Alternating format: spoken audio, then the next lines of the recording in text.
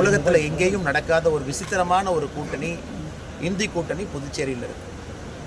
காங்கிரஸ் கட்சி அதிகாரப்பூர்வமாக 16 இடத்துல போட்டியிடணும், ரிமைனிங் 14 இடத்துல வேறு வேறு கூட்டணி கட்சி நண்பர்கள் போட்டியிடணும்.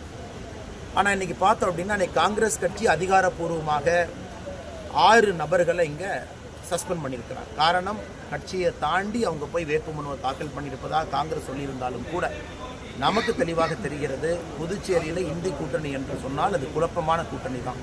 அது மட்டும் இல்லை, திருமாவளவன் அவருடைய விசிகே கட்சி அவர்கள் கூட்டணி தர்மத்தை எல்லாம் மீறி 3 இடத்துல அவங்க போட்டிடுறாங்க. மார்க்சிஸ்ட் கம்யூனிஸ்ட் கட்சி கூட்டணி தர்மத்தை மீறி அவர்களும் 3 இடத்துல போட்டிடுறாங்க. ஸோ சில இடத்துல மக்களுக்கே குழப்பம். திமுகவும் இருக்குது, காங்கிரஸ் இருக்குது, விடுதலை சிறுத்தைகள் இருக்குது, கம்யூனிஸ்ட் கட்சி, மார்க்சிஸ்ட் இருக்குது. 4 வேட்பாளர்களும் சில இடத்துல இருக்கிறாங்க. அப்படி இருக்கும் பொழுது எப்படி இந்த இந்திய கம்யூனிஸ்ட் மார்க்சிஸ்ட் என்று சொன்னது போல அவங்க 3 இடத்துல இருக்கிறாங்க. அப்படி இருக்கும் பொழுது எப்படி இந்த கூட்டணி இவங்க ஆட்சிக்கு வரும் பட்சத்தில் மக்களுக்கு ஒழுக்கமான ஒரு ஆட்சியை கொடுப்பாங்க. அதனால்தான் இவர்கள் ஆட்சிக்கு வருவதற்கு வாய்ப்பே இல்லை. ஆட்சிக்கு முன்பே இவர்களால் ஒரு கூட்டணியை ஒழுங்காமல் அமைக்க முடியல. கூட்டணிக்குள்ள பரஸ்பர ஒரு மரியாதை இல்லை.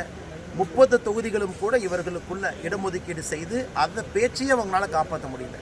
எப்படி இவர்கள் 5 வருட காலம் மக்களுக்கு ஆட்சி கொடுப்பாங்க?